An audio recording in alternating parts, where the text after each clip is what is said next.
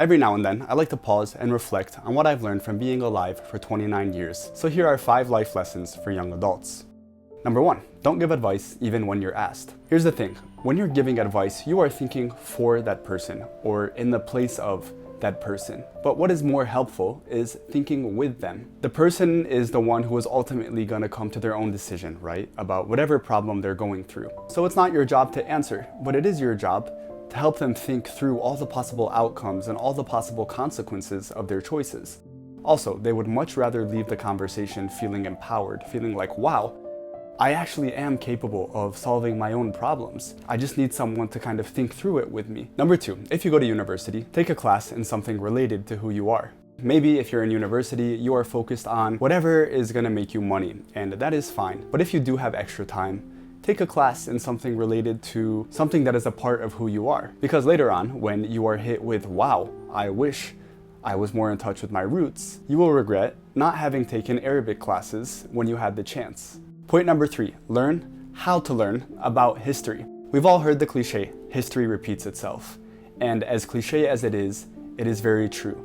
The past holds a lot of answers to the future. Now, if you're anything like me, history was not your best subject. There were just too many pieces of information and memorizing dates seemed impossible. But I'm here to tell you that you actually are capable of learning history.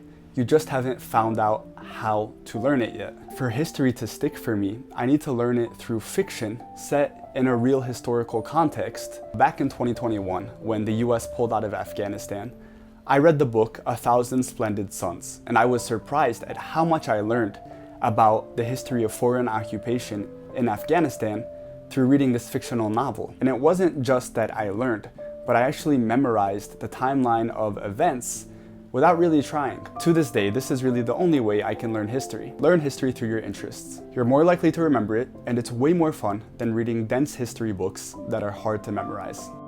Number 4, hide your electronics for 30 minutes a day.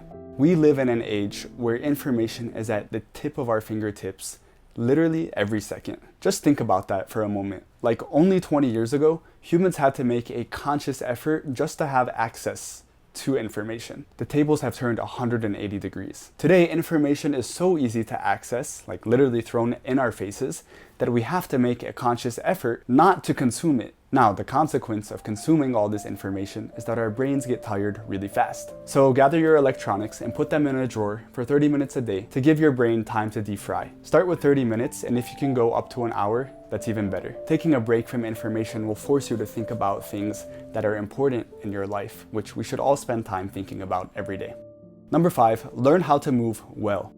When you're young, your body is resilient. You feel invincible, but you lose that resilience the older you get. Trust me, I'm talking from personal experience. Part of the reason is because you are not moving well.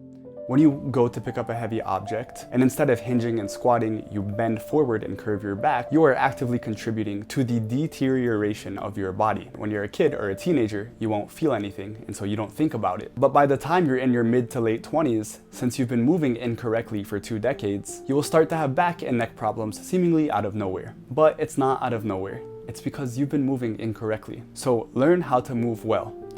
Easier said than done though. So I'm gonna point you to a life-saving resource. This is not a sponsored video, but I'm gonna pretend like it is because everybody needs to know what Move U teaches you, which is fundamental movement knowledge that we are not explicitly taught when we are young. I will just say that I've been doing this program for 2 years and I feel physically younger than I did 3 years ago because I have learned how to move well. Even if you're in pain and you're in your mid to late 20s or older, there's still a way out. Thanks for watching. I hope you enjoyed.